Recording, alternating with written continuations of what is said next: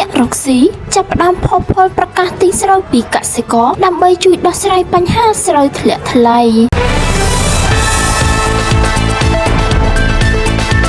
បន្ទាប់ពីកសិករបានជួបបញ្ហាស្រូវធ្លាក់ថ្លៃខ្លាំងដោយសារតែចរន្តទីផ្សារអន្តរជាតិប៉ុន្មានថ្ងៃចុងក្រោយនេះបណ្ដាក្រុមហ៊ុននិងអ្នករកស៊ីតាមអនឡាញមួយចំនួនបានផុសផុលក្នុងការប្រកាសទិញស្រូវពីកសិករខណៈអ្នកខ្លះបានឲ្យតម្លៃលើសពីទីផ្សារបច្ចុប្បន្នដើម្បីជាជំនួយដល់កសិករតាមរយៈបណ្ដាញសង្គម Facebook នៅថ្ងៃទី3ខែវិច្ឆិកានេះអ្នកអុកញ៉ាស៊ូវីរៈម្ចាស់ក្រុមហ៊ុនវីរៈប៊ុនធម្មបានប្រកាសថានឹងប្រមូលទិញស្រូវពីកសិករប្រមាណ 30,000 តោនក្នុងតម្លៃ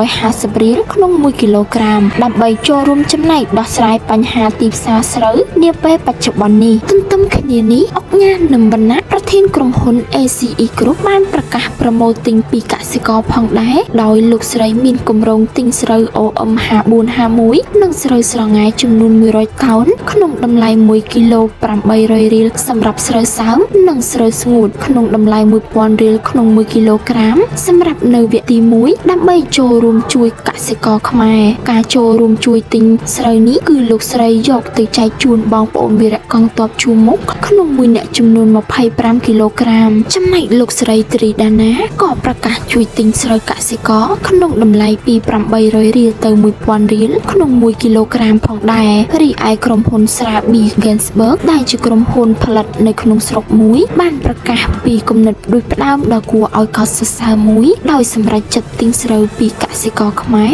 ក្នុងបរិមាណរហូតដល់100 តោនក្រុមហ៊ុនវឌ្ឍនៈក៏បានប្រកាសជួយកសិករខ្មែរទិញស្រូវចំនួន100 តោនក្នុងតម្លៃ 1000 រៀលក្នុង1គីឡូក្រៅពីបណ្ដាក្រុមហ៊ុនអុកញ៉ានិងអ្នករកស៊ីតាមអនឡាញទាំងនេះក៏មានបុគ្គលផ្សេងទៀតប្រកាសជួយទិញជាបន្តបន្ទាប់ផងដែរ